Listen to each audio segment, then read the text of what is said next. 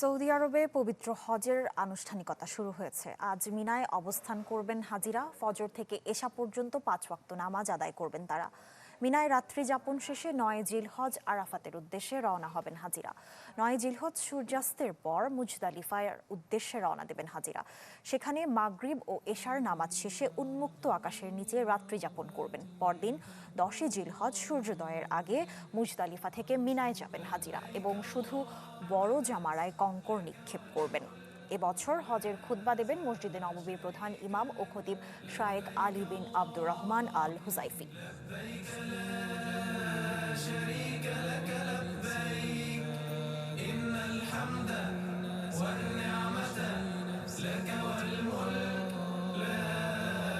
Payment done?